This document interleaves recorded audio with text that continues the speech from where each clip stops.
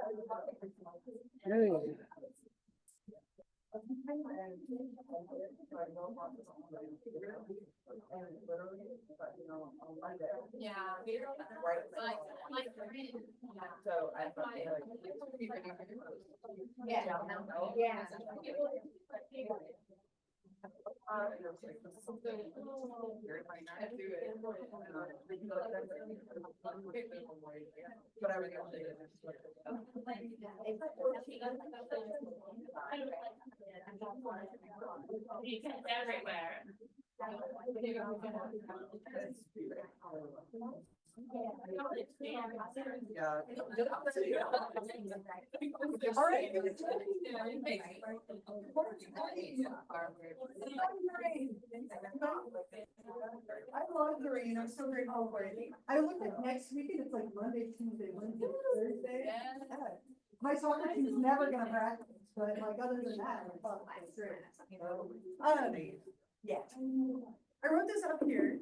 All right, just to remind you, several of you have already turned this in now. Like a good 6 to 7 of you have already turned it in. But remember this to be by tonight. Okay, your first homework assignment. Did anyone have any questions that came up since last time? Some of you emailed me questions, but any lingering questions or things you're confused about? You're turning this in on Canvas. It is worth 25 points. It's due by tonight. So the homework assignments I do accept late at a penalty. Okay, so if you miss the deadline because you have too much going on or whatever, you can email it to me tomorrow or the next day. It's 10% each day. And then I stop deducting that half. So you can still turn this in late, but try and meet the deadline if you can. There are obviously some that are a little more involved in terms of field trips and things. So if you really want to do one of those, just do it for the second assignment, which is due in April, and pick something that you can tackle if you're still kind of working on it. Yeah. So, okay, so the one I'm doing for the report, it's 2 to 3 pages, right? Yeah. Double spaced. Uh-huh.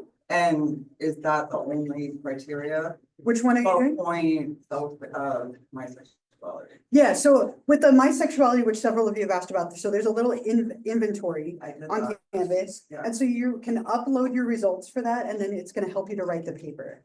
So that one, it's just the inventory and the paper. Oh, so I can use what I wrote in the inventory? Use that as a good starting point. Yeah, there's some questions in there So that you can put in your.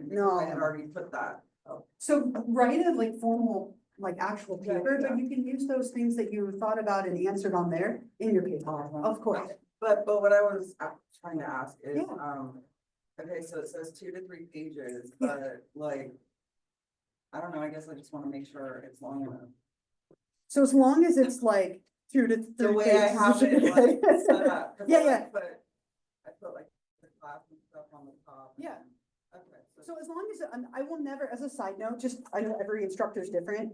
If you go over, you can always go over. I will never take off points for you giving me too much, but what you don't want to do is not give me enough. So if it's under 2 pages, write a little I bit think more. I'm wondering what a current report looks like. Sure, and these are really, really informal. It's just you sharing your, to me, what matters more is the content and the formatting. So as long as you what I meet learned in school a million years ago. Yeah. I can use. Yeah, I'm not, there's no formatting requirement. I'm Okay, not thank doing you. APA or anything Right. crazy. These are, my idea with these was to kind of push you to do something hopefully that interests you or that Yeah. you're curious about. That matters more to me. So just make sure you have 3 pages and you should be in a pretty good spot. Okay, got it. Thank you.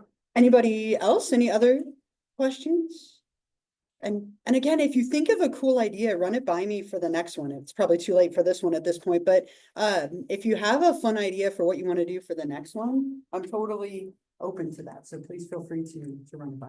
Okay, but by tonight on Canvas. Otherwise, we'll get back into this. We'll get back into our chapter 11, and we didn't get very far last time, but we obviously talked about how to measure orientation. I think we had some really great discussions about orientation and about those fictional people. We talked about what determines it. So what we'll look at today are statistics and kind of the impact of being in this chapter. Okay. Okay, do you have a? do you have- Oh, the dependent. Okay, I was trying to hear, the three of you, you're all right. No, and if it makes it up here, we can do it. No.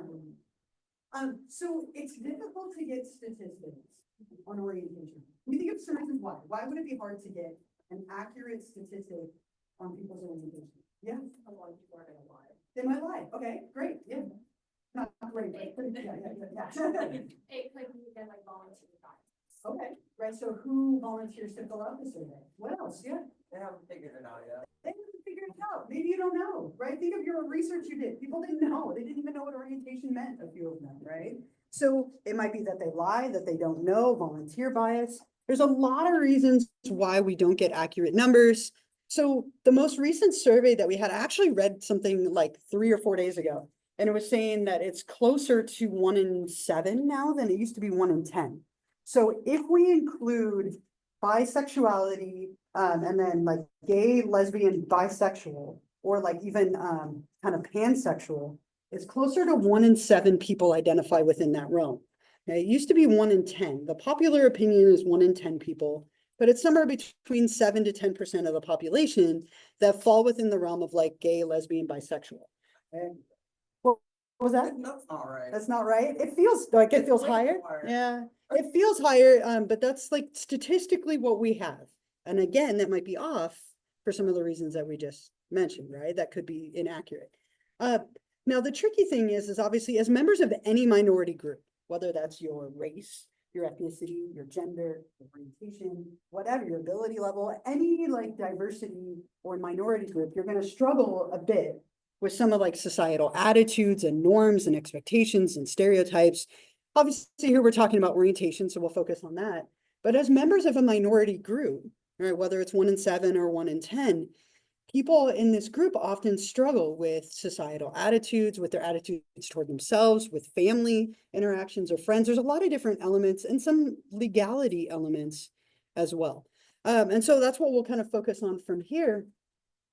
Homophobia, right, is a term that refers to like the fear of homosexuality, right? The fear of or loathing or hating toward people who are homosexual, which would include bisexuality in this category. Now, interestingly, and people don't always realize this, you can have that feeling toward yourself as well. You can have internalized homophobia. This could be something you feel towards other people or other people feel toward you. But it is something that is very like present, right? And it's interesting, you know, we talked before in the gender unit about like legislation and things that are going on. There has been some like legislation recently too that is trying to undo gay marriage in some states, right? There are a lot of bills. We'll talk about a couple of them. But in 2019, so a little old, statistics are always a few years old. 1,279 gay and lesbian individuals were victims of hate crimes in the United States, which resulted in death or serious injury. Now, a hate crime is when there's some kind of violent or intimidating like event or vandalism. It could even be targeting a specific group. Now, in this case, we're talking about because of your orientation, but it could be related to anything in general.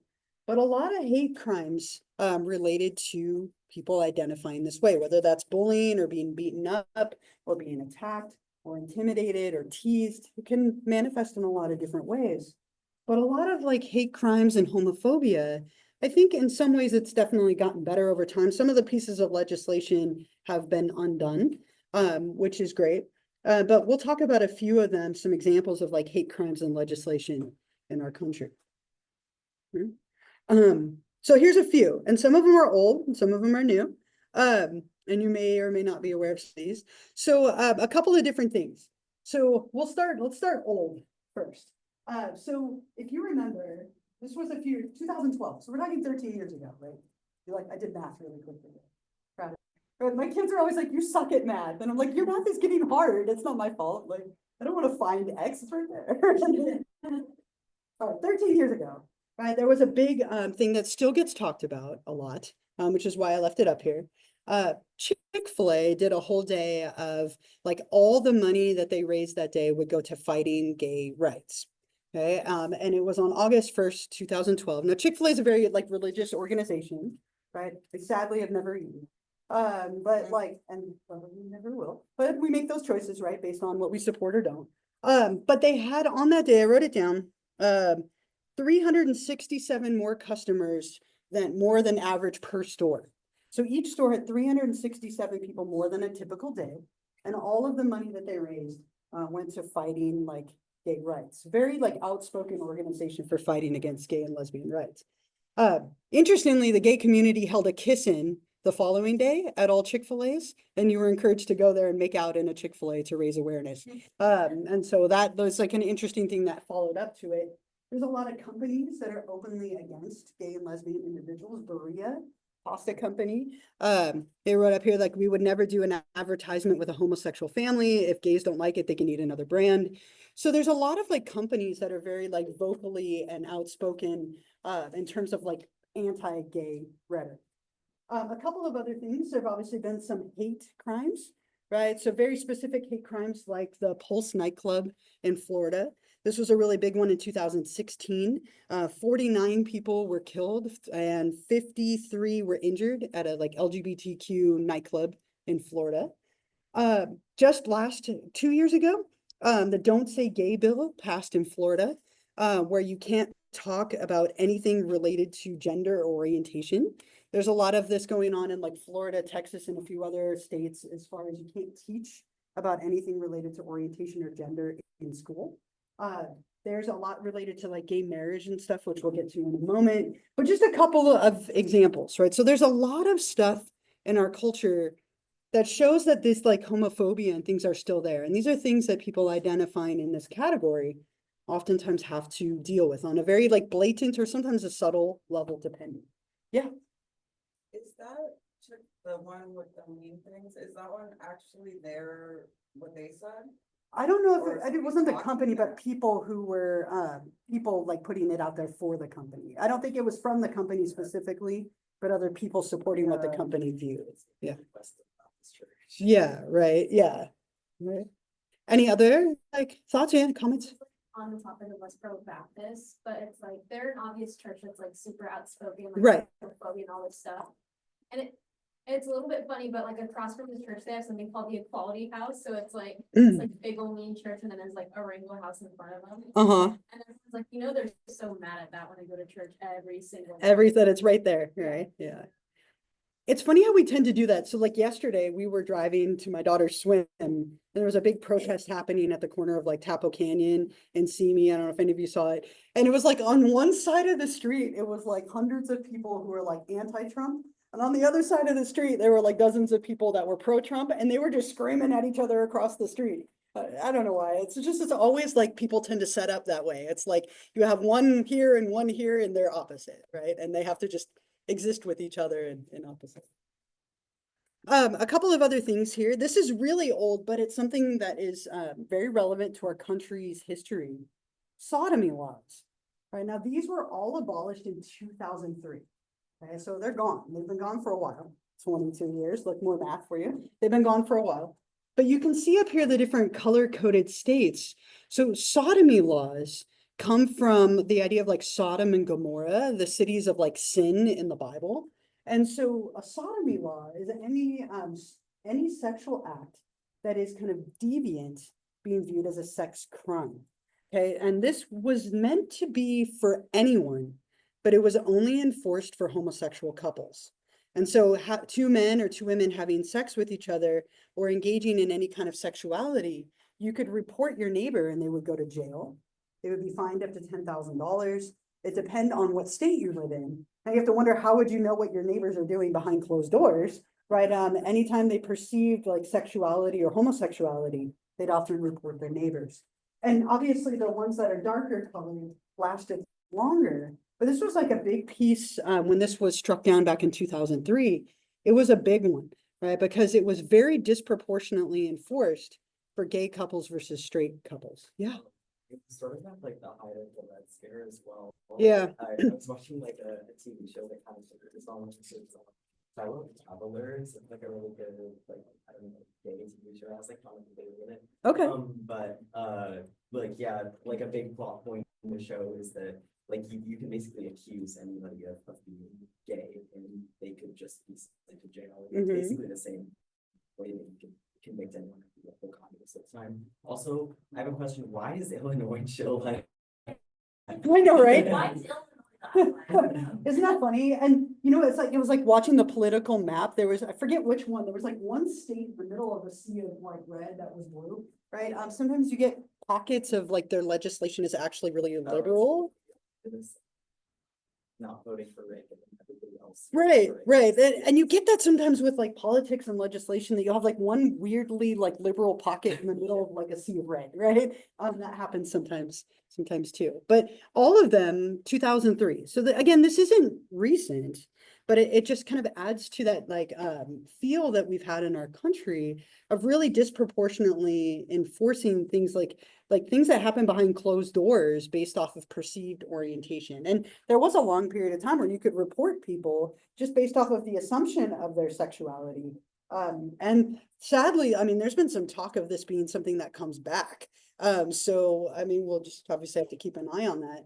But a lot of these laws that have been repealed are like being discussed again. So again, relevant to talk about anyway.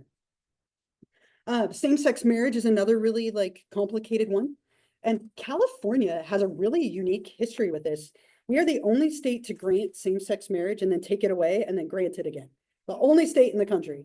So in a little like context here. So in our country, as of today, might change, it is legal for two people of the same sex to marry in most states, but a couple of states are trying to get rid of it, like Ohio and a few others, Florida, Texas, and a few others. But what happens is we had something called the Defensive Marriage Act back in 1996. And this act said that marriage is only between a man and a woman. It defined marriages between a man and a woman in the United States, DOMA, or the Defensive Marriage Act. It was overturned later, but what they did first was make it up to the states. So each state had the right to determine the legality of marriage between two people of the same sex. So in California, relevant to us, in California in 2008, Proposition 8, which was related to gay marriage, passed, right? And so people lined up, they flocked, especially in San Francisco, which tends to be kind of like a gay mecca in our state. They flocked to San Francisco, got married in like the thousands. And then in 2013, it was overturned and all of those marriages became like null and void or questionable. And then we repassed it again later and so kind of some confusing legality in California. But in the United States, in 2015, and I don't know if any of you remember, like there was broadcast on they projected color a rainbow onto the White House. Because in 2015, same-sex marriage became legal federally. So everyone in a federal way across the country could get married legally.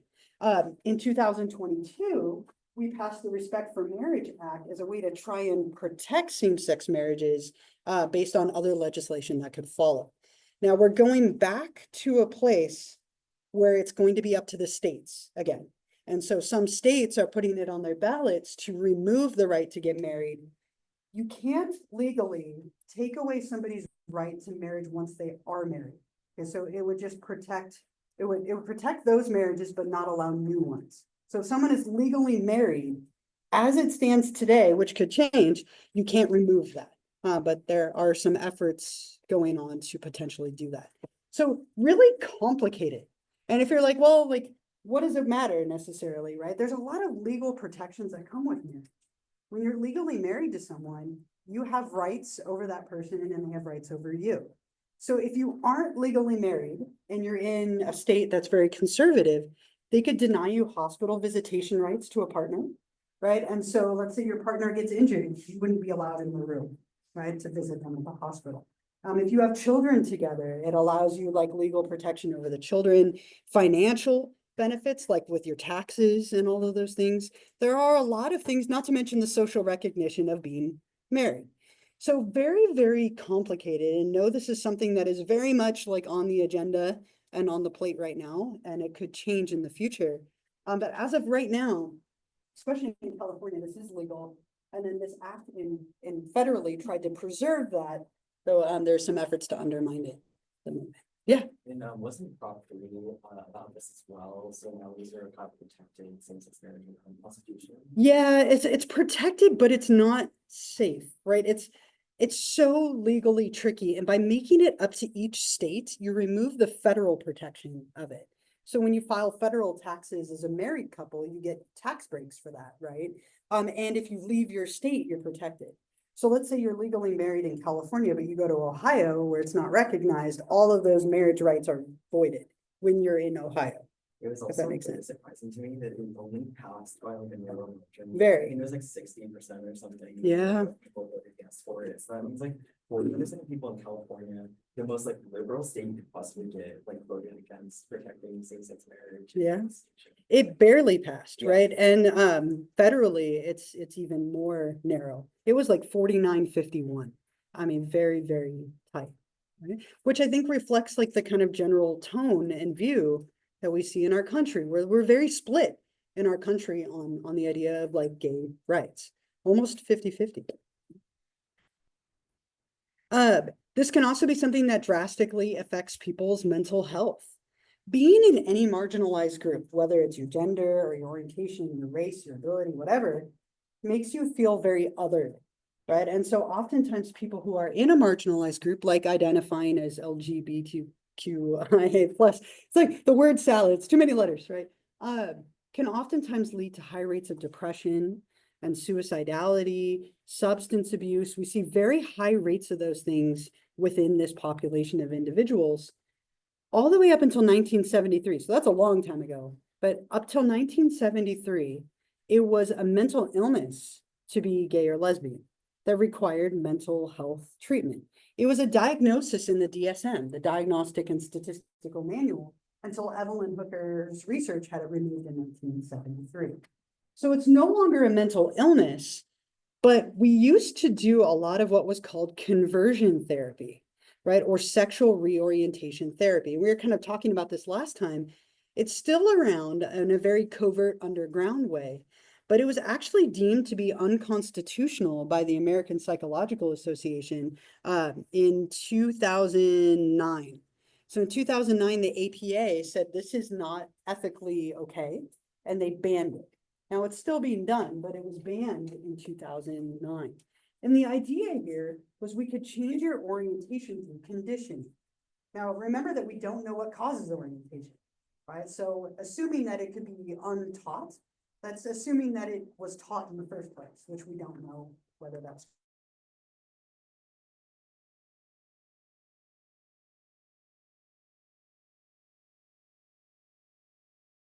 true. So it was almost like we thought we could flip a swim man in, and they would hook his penis up to something that would deliver electric shocks and measure arousal. And then they would show this man images of men. If that man got aroused, they would shock him. And the thought was we could condition people to not be aroused by people of the same sex through electric shock. It didn't work, right? It might change things in the moment, but it didn't tend to change long-term orientation. We also did a lot of things like camps, sending children and teenagers away to like camps that would teach them how to not be gay, to teach them to be straight, oftentimes by working on gender identity, by promoting like, or pushing relationships with the opposite sex. Largely ineffective, but very challenging, obviously, for people who had to go through that. Now, there's a great movie that makes fun of this. If you've ever seen But I'm a Cheerleader, there's a whole like thing about this. The whole movie is this young girl who everyone suspects is gay, and she's like, I can't be, I'm a cheerleader, right? Like, but I'm a cheerleader, that's the title. And so they do like a confrontation, right? Almost like an intervention. And then they send her to a camp where she's meant to learn how to be straight. Now, the downside of this is they put all these lesbians and all these gay men in rooms together. And so, of course, you know, they mess around and the complete opposite happens. But I have a scene from it that I want to share with you. And this is kind of, they're making fun of it, but this is something that was a very real reality for a lot of people back in the early 2000s and before. Let me pause this of people, but what they do in this camp, the 5 steps, right? So number 1, admitting your problem, kind of going off of like the NAAA kind of format there, but less steps. And then they do these reorientating exercises, and you'll notice all the women are wearing pink, all the men are wearing blue. It's very gender-based. So they teach these very flamboyant men how to be real men, right? And so it's hilarious because they're so flamboyant in the film. And then they teach all these women how to be real women, right? And so gender roles kind of overlapping in terms of like reorienting.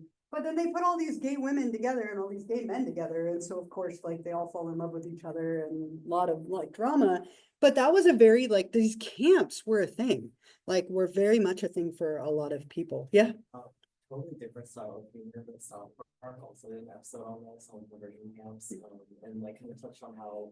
Like, Yeah. it's like suicidal, it made a lot of people. Yeah. So I kind of like them for that, like as Sure. like, incorrect as they are, they do Right. actually do research on some of these topics. Yeah, I felt like that one was way less appropriate to, Yeah, no, to share, too but much.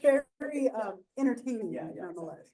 Yeah, and it sadly like really did lead to, I mean, if you think depression levels were high before, like people who were forced to go through this, they oftentimes just learned to hide their orientation. The levels of suicidality and depression went through the roof Yeah. because, I mean, how do you can't convey much more like deeply that you're not okay as you are than to be sent to a camp to change your identity that you may or may not have had a choice in on your You side. feel like you're not doing a good job.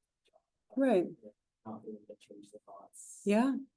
Yeah. And so again, banned in 2009, right? But not everything that is banned actually goes away, but it was banned. Now we do more of like what we would just call therapy or gay affirmative therapy, like working with people to help them like navigate the feelings that they have toward themselves or that they get from other people. And so like that would be the focus now in therapy. But for years, all the way up till 2009, it was reorienting either through camps or through like shock therapy and trying to reorient through conditioning. So a lot of mental health correlates. People are bullied and teased a lot for their orientation, and that can have a lot of problems for people, especially as a teenager or like preteen in that era. It can be very, very challenging. Other like thoughts or comments or questions or anything? Again, this was the movie, but any other thoughts? All right, I have a little activity that we're gonna do. So you need a piece of paper. You're gonna turn in. Give me a scratch piece of paper, but you're gonna turn it in. So put your first and last name on it. Right there.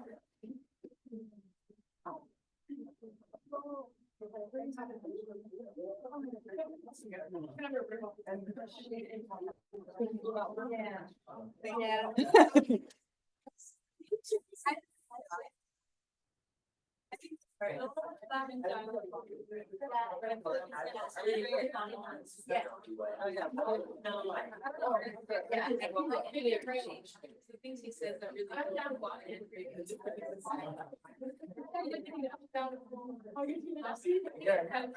Come down first.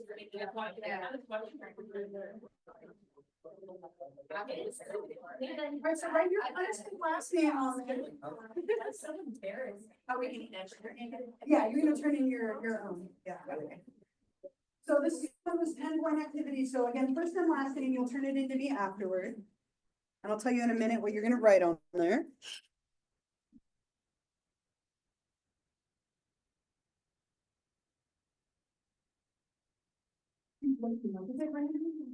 Can I have soccer practice today?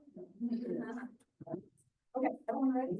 So on your piece of paper, and this should be really easy for you to do, I want you to write down 5 or 6 things that are really important to your life and your identity. So like 5 or 6 big things that matter a lot to you in your life. So for example, like if I had to write down like my partner, my kids, family, my pets, food, would food come next to chocolate cake would be on my list maybe, right? Things that are really big in your life that matter a lot to you. They're kind of like core parts of your identity or like things that are important to you. 5 or 6 things. You don't have to explain them, just write them down. 5 or 6 things that are big or important to your life, your identity, and so on.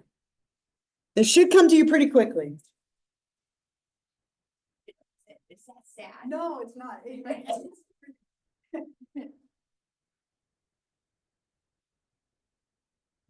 My partner, my kids, my family, food, sport, career.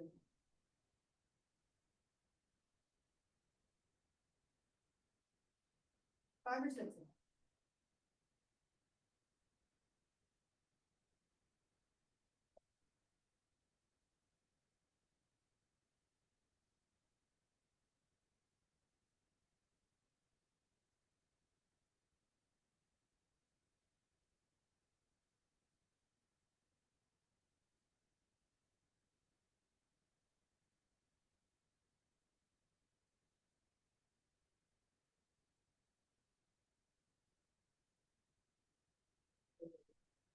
From here.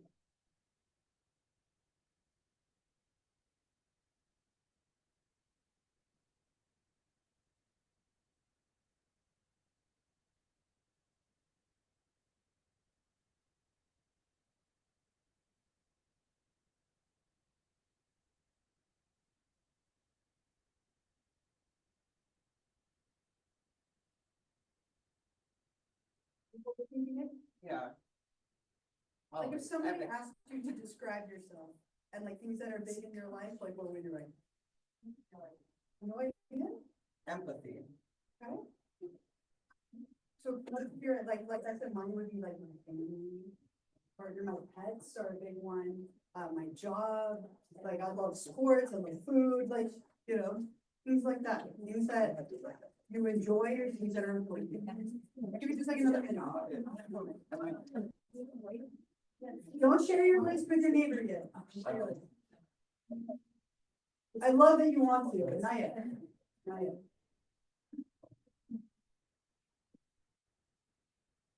Everyone at least have a few? Feeling okay? Okay. If you only have a few, if you only have four, that's okay. But whatever came up to you is good. It's on there. Okay, so here's what I want you to do. You need a partner. Please pick somebody that, if you know them well, don't pick them. Okay, right? Like if you just sit next to them and you don't really know them well, that's fine. But if you know them decently, pick somebody else. Okay, so everybody get a partner. Don't do anything yet, but I'll give you a minute, find a partner. If you have to have a group of three, we can, but partners is easier. So find somebody, partner up. If you need help, let me know. Yeah.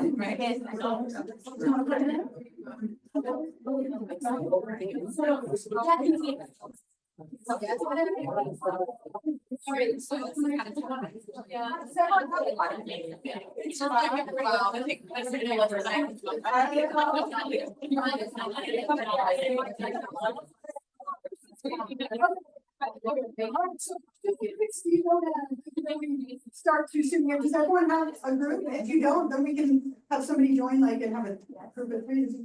All right, so here's what I want you to do. I want you to take like 2 minutes and introduce yourself to your partner. Tell them a little bit about yourself. You can't talk about anything you wrote down on that list. All right. I know, I'm sorry. And then when you're ready, go ahead and switch. Okay, so take a couple of minutes, tell them about yourself, just introduce yourself, but nothing that you wrote about on that list.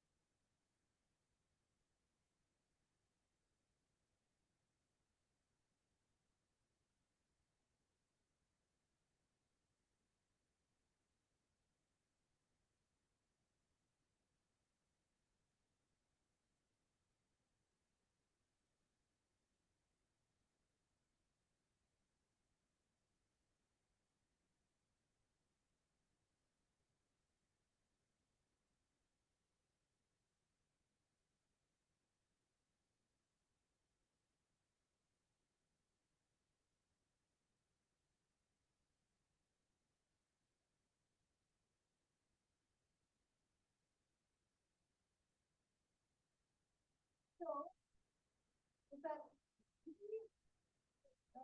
Right, like, if I couldn't, like, so to be honest, like, if I couldn't talk about my family, my, like, partner, my kids, my family, food, sports, or my job, be like, so it's raining today.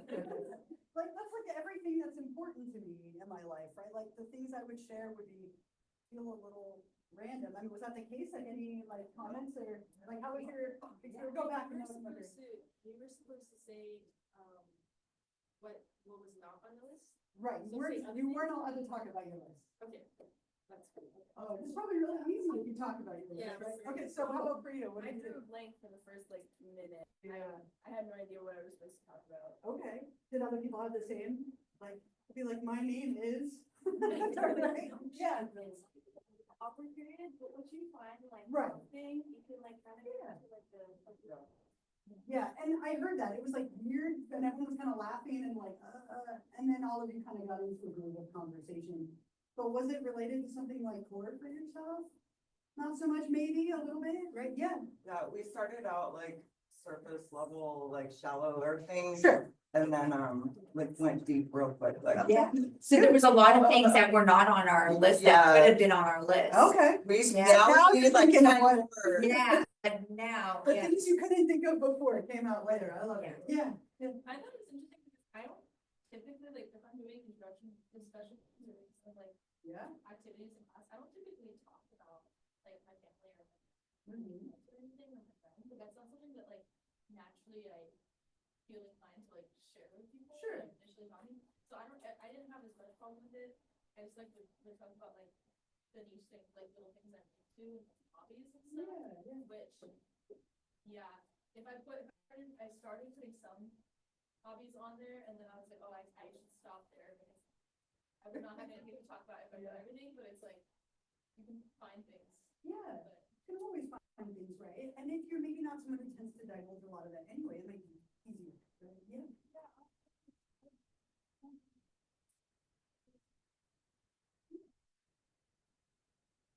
having that option table, it's like, felt uncomfortable. I talked about the things I always talk about, but for some reason, it's really awkward to hear it then. Yeah. Think about this stuff. Or maybe you have to think about it a little bit more, right? It makes it a little awkward and you have to kind of like, how can I get around it? Yeah. It was hard because it felt like no matter what I tried to talk about, it tied back into one of Right. the 5 categories. So I'd be like, oh, well, but then I would think about it, and I'm like, falls underneath number 3. And even when like I introduced myself, I was like, technically I couldn't even talk about that. I couldn't even like Yeah. my name is. Right, because it all kind of comes back to those core elements, right? Yeah. We kind of failed eventually and just started talking about things Yeah. inside of it. Right, and I love that you Um, admitted that, right? Thank you, right? Because that's so easy to do. Yeah, if this was like a Red Scare situation, I have gone. Like, Get out of here, get out of here. Yeah.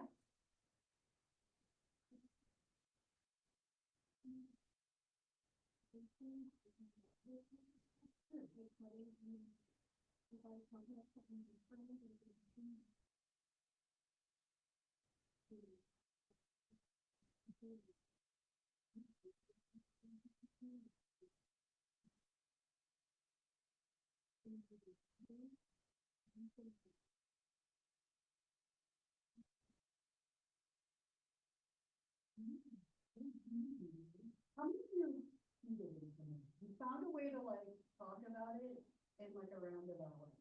See a lot of you smiling, no one else right there. It's okay if you did, right? Like, so the reason I had you do this, right, is because I think it draws a really good parallel to coming out and passing. Okay, and I'm gonna collect it from you in a minute. This is a very common like safe space activity to do for like training to be more like sensitive to like gay, lesbian, bisexual, transgender, like identity. So the extent to which people are open about their orientation often affects what they can share with other people and like their ability to communicate with others. And so imagine for a minute that you couldn't share any of that stuff with someone else. You might not be able to give them a really good representation of who you are. You might get there eventually, but it makes it harder, right? It makes it more challenging. You have to think about it a little bit more.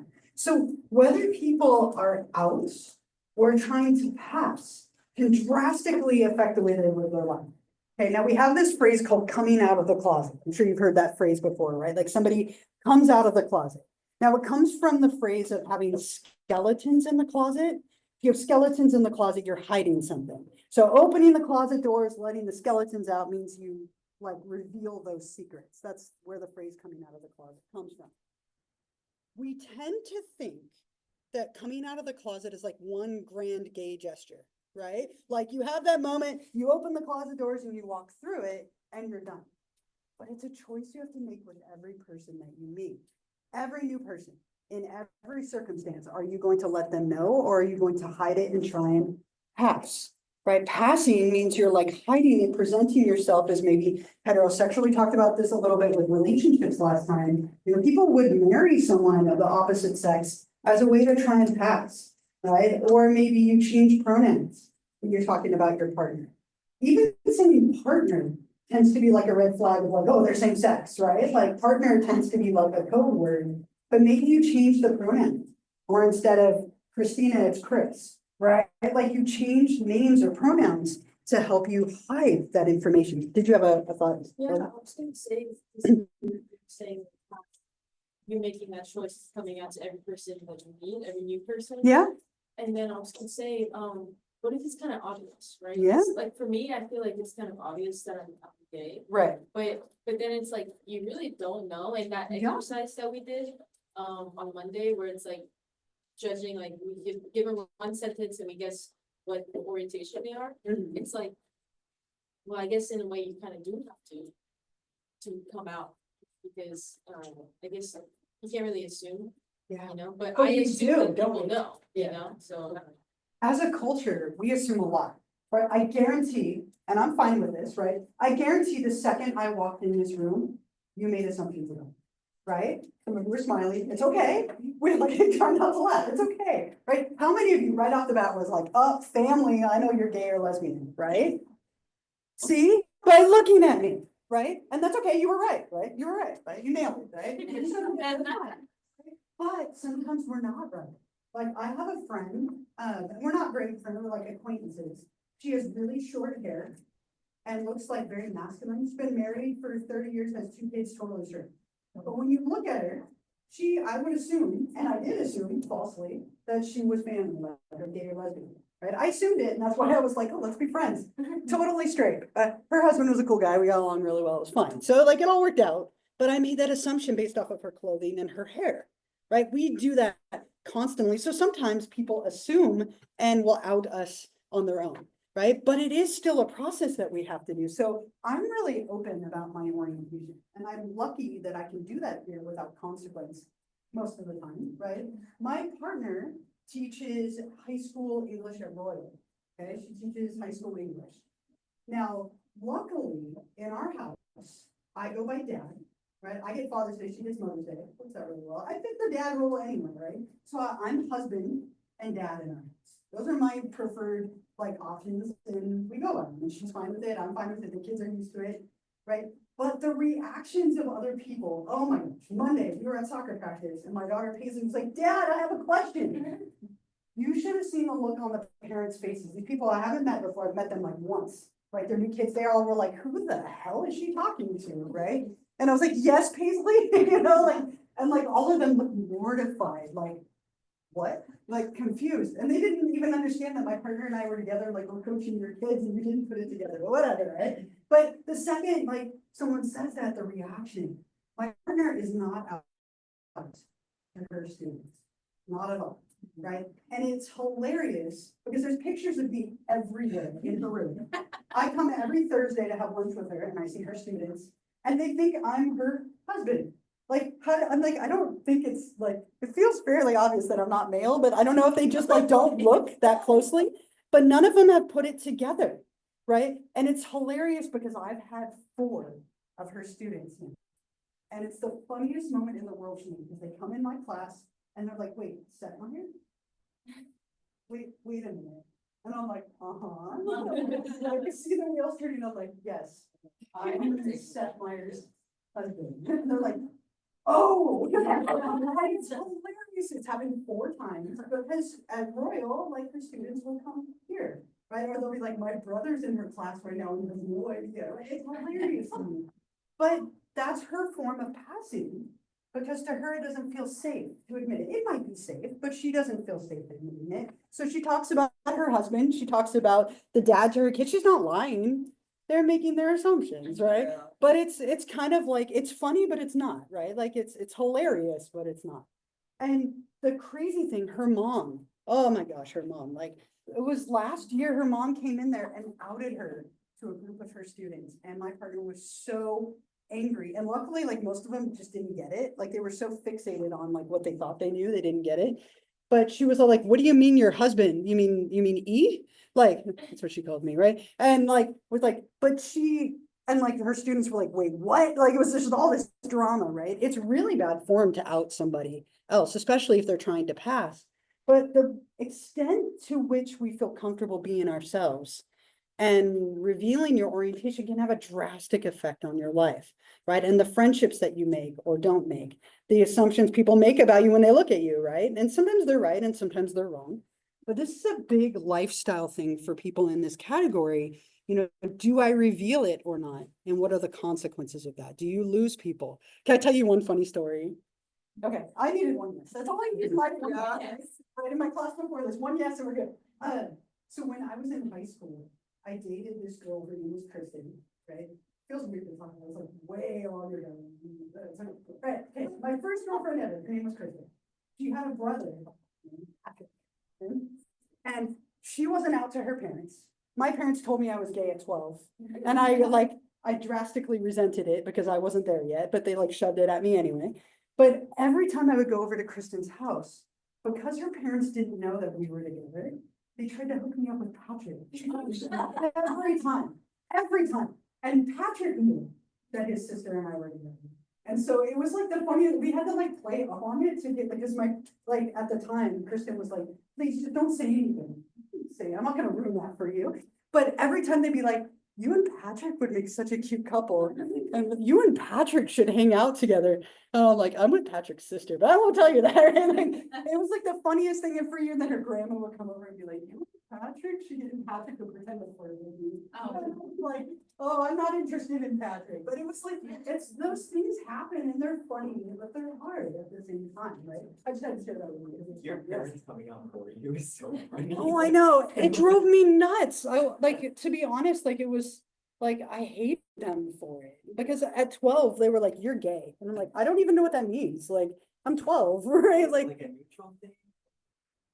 I think my mom, if I look at it in a different way, I think my mom was like living vicariously because I think she always had like a side. I think my mom identifies as bisexual. Okay, and we had a family friend named Betsy who was lesbian. I have lots of theories about Betsy, right? But, okay, so my stereotype as a kid, Betsy, who I knew was lesbian, was a drug user, struggled with depression, was deeply suicidal. And so when my mom said, you're gay, I was like, why are you insulting me and calling me her? In my mind as a 12-year-old, I didn't know there was a bigger context to it. And so I viewed it as something so negative. But now I think like in a different context, I'm like, oh, I think you were trying to live vicariously because of Betsy, right? I have theories about Betsy, right? They still talk too, so, all these years later. But it really upset me at the time because the tricky thing with this, it's part of your identity. And so everyone is at a different stage. I was not in any way like I was 12, like I was thinking about sports and cake and fun things, right? I'm still thinking about sports and cake, but like I wasn't at a point where that like it felt like an insult to me rather than like we're honoring who you are, right? So anyway, as a side note, but this is a big thing for a lot of people. We'll talk a little bit, or sorry, any other thoughts or comments or anything? And not to monopolize, but This is just curiosity. Okay, so about Patrick? not about. Was he cute? No, I'm kidding. No.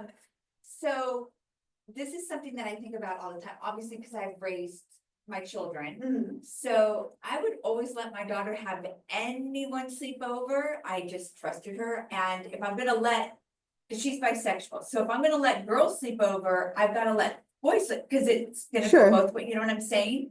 So I Very never liberal put- of you. You know, I did, yeah. But there was also a lot of trust and Sure. everything. But the sad part and the reality is, yeah, I was like that, but literally there were other parents. No, she could rape, my daughter could rape their daughter. Are you kidding me? I mean, anyways, I just think about that kind of stuff and it's like, you're putting you're literally stereotyping. Sure. Yeah, It just blows me away that this stuff. yeah. It's tricky, and like my parents let me go over, I mean, all my best friends were always boys, right? And we'd like hang out and sleep over all the time, and like there was no weirdness, like I wasn't interested at all, like even at that time, like it wasn't even on my radar at 12, right? And I think things have maybe changed a little bit since then. 12, like someone tried to kiss my daughter yesterday at school and she told them to stop. I was so proud of her for that, right? I know my kids are kissing people. Stop it, right? You're little. But it's so interesting that assumption, right? Of like, well, you can't have a boy sleepover because that's not okay. When maybe like a girl sleeping over could lead to more. Like it's interesting. The assumptions we make are interesting. Exactly. Yeah. I have like two things. Yes. That also made me think of something else. Sure. But I remember, when I came out to one of my friends. Yeah. And she was like, so are you into me? And I'm like, girl, no. Oh, no. Not you. Why not? Yeah. That is a big assumption though, right? Like, are you telling me because you're into me? No, I'm telling you because, you're my friend, right? And you may or may not be into them, right? That's. And it was just, I was like, it's like, so are you into like this girl or this girl? And I was like, just because I like girls doesn't mean that I like every single girl. It's like, it's like me saying, oh, you like this guy or this guy or this guy just because you're great. Yeah. Big assumption, right? Big Yeah. assumption. And like another thing was like how you said that you were at like different stages of like coming to terms with yourself. Yeah. I find that super relatable just because I came out in middle school and then my mom came out when I was in college. Uh-huh. So it was like a really big thing. Interesting. Yeah, and we both came out as bisexual, so we're very out and proud, and it's like, it's so nice to have someone to relate to. Yeah. Someone else like, we're not. Like, I thought I liked girls, but I actually don't. I'm like, Uh-huh. so, And how wonderful to be able to have that moment, with your mom, right? To have somebody who's accepted. It feels good to be accepted. Whatever your identity is, it feels good to be accepted, right? Whatever it is, like whether it's orientation or other. I was just gonna add to the, sleeping over Yeah. thing. It reminded me of, so my boyfriend has, an older sister. Mhm. And she was not allowed to sleep over, or she was allowed to sleep over with her girlfriend.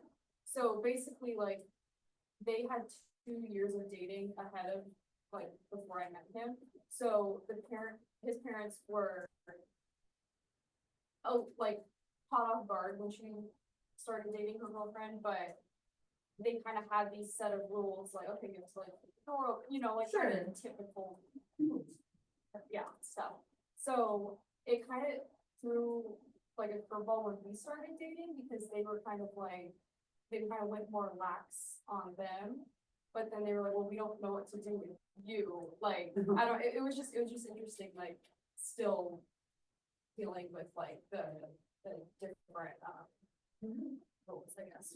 Yeah, they're trying to figure. Yeah, like, you could just tell that they were just, Right. like, we don't know what to do in this situation, Yeah.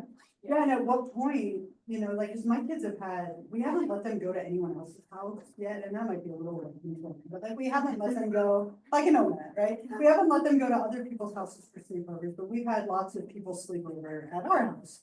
And to be fair, like, my kids don't have like the best of friends. Like, there's a couple of them that are a little bit questionable to me. I don't feel safe letting them go to their house. So we let them come to ours, right? But at what point does it go from like an innocent sleepover to like, oh, now we have to consider, regardless of sex or gender, we have to consider like other things, right? And I feel like I'm like right there with my kids at 10 and 12, right? Strangely, my 10-year-old's not my 12-year-old, right? My 12-year-old's like completely asexual, right? And I'm fine with that, right?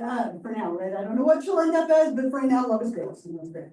But my 10-year-olds, like, I would think about it. Yeah. Whoever they had over, there'd be rules. Yeah. Like, Yeah. and I mean, there probably would be anywhere, there would be some rules. Yeah. Yeah. I always thought that was like, not concerning, but I've noticed that too because my boyfriend has a 10-year-old little sister. Yeah. And it's so like.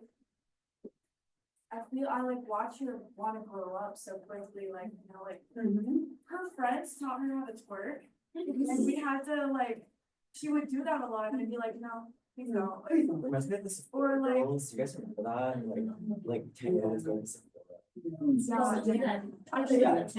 Yeah, she gave me her Christmas list and the Drunk Elephant was on, I was like, I don't even have a skincare routine, you can't have one. Not yet, right? And it was just like, I've heard middle schoolers talk about like them having sex or like doing that stuff, and it's so like, I wonder why people are starting to lose their virginity so much younger. So much younger, yeah, it's younger and younger and younger, the average, okay, so the textbook will say the average is 17, I think that's a gross like overstatement, I think it's quite a bit. From what I've seen and heard, from just in my radar, I would say it's much younger, right? Yeah, and it could be, right? Statistics are often misleading with sexuality, we know this, right? So, yeah, it feels like it's younger and younger. And I think part of that is like a lot of social media and the influences and the things that people are exposed to is much, much more than it was, like generationally, it's more and more, right?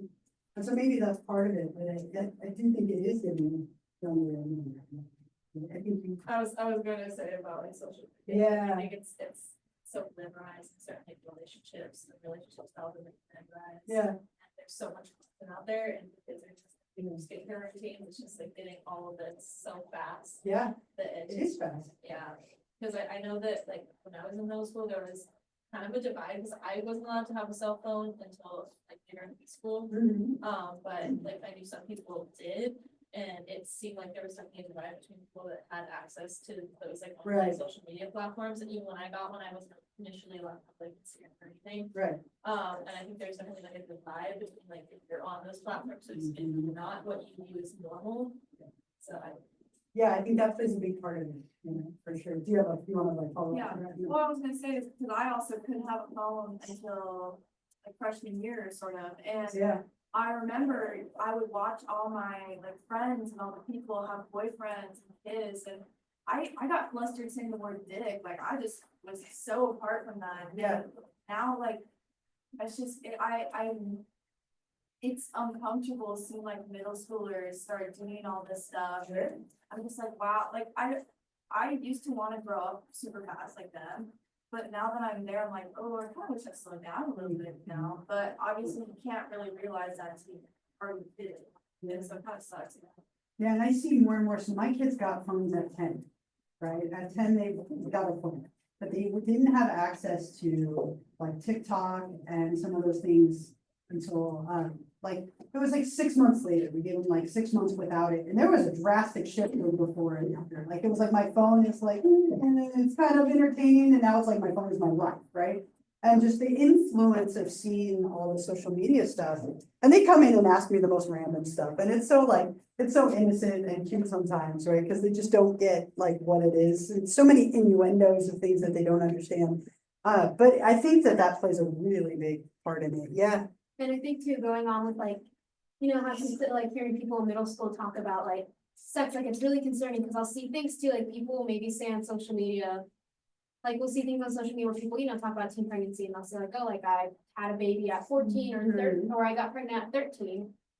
And it's so crazy because I feel like some people will be like, oh, like, damn, I got 13, like I was playing in the mud, and people will be like, well, it's normal. And it's like, I mean, maybe at like a specific age it is Sure. normal to be sexually active, but I feel like at maybe like between the ages of 12 and 14 is very concerning, I would say, because I did look it up someplace and I saw like, I forgot what the exact percentage was, but I said it was a very low percentage, and it's very rare for people to be sexually active at that age, and even if it is, it's like, it's usually unfortunately someone older or. Yeah, it can be a bit of a red flag at times. too, Exactly. Right, of like home life or exposure to things that were inappropriate.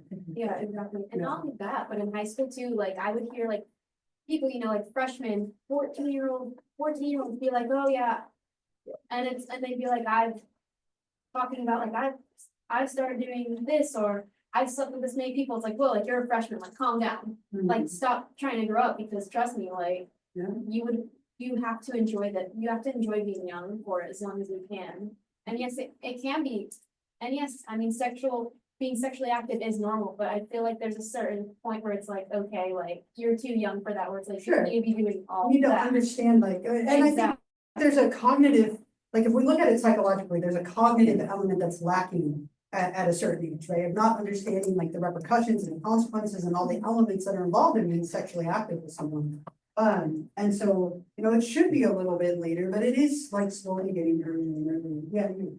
Yeah, like, I just noticed even with like, in my brother, he's 12 and like, I'm like, intrigued with a boyfriend and I didn't find a boy that. And like, you know, it was still poor, I was in my life and then like graduate and got more degree and sleepovers and stuff like that. And my brother, he's 12, he goes off on. He asked my mom, like, when she sleeps over. My mom was like, no, and he's like, well, Robin was there, and Robin, when I was sleepovers, and they get to do all these things, and they drive here and they do this. But it's just, I think they like to conform. Sure. Because they think that something different, and it's okay, and doesn't realize that, oh, I think that's Yeah. Very different at like 19 and 12. Yeah, Right? Like very different level of maturity and understanding. Yeah, between the so two. that's why I think like especially with high school, it's not you're maybe 14 as a freshman, or you know, the seniors are 18, so it's just not. Huge. Yeah, and even how like your teachers interact with you. I don't know about the school, but I know that for maybe my high school, like being a senior, you could go to that and that's what we go as a freshman, we have privileges. So it's just like. Maturity. Because, yeah, because you see it. That's hard to connect from the right. Yeah. It's just, oh, because they're all doing. It's so funny when we're young, we wish we were older. And when we're older, we wish we were younger, right? It's really hard for us to just be where we are. And I keep telling my girls that, I'm like, just enjoy your age. Like, enjoy that you don't have to go to work. And that you can like do whatever you want. You can just play on your phone. You don't have to do the dishes. Like, enjoy those things. Like, well, you can. But we tend to always want to be where we're not, right? We're like almost out, there's so many hints that we're almost out of time. I just want to remind you really quickly before we do run out of time. Please don't forget about the homework assignment that's due by tonight, right up there. We have like one more slide to go. I have to change up our order just a tiny bit. I know some of you would like to like download slides and think ahead. So the next thing that we're gonna cover is like chapters 8 and 9. I'm just gonna go out of order, and we're actually gonna watch a film related to them. I'll talk more about that on Monday.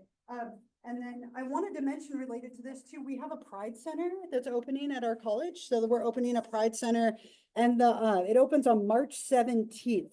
I'll remind you when we get closer, but they're having like a big opening. I'm just listening to the club. It's Oh, like nice. at 10 a.m., 10 to 11. today, if you guys are like early or whatever. Yeah. still are hosting- Well, just so you can hear my. We're hosting like a little preview of the Pride Center. Oh, nice. So that's gonna be at 11:30, like in 15 minutes. So I'm gonna Okay. get over there and call. No, right. Like if you guys like, Yeah, wanna yeah. come over and just hang out, like it's a good space for like.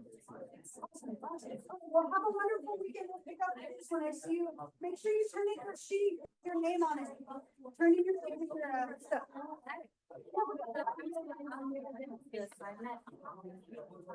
Yeah. This is. So I don't want to turn it in.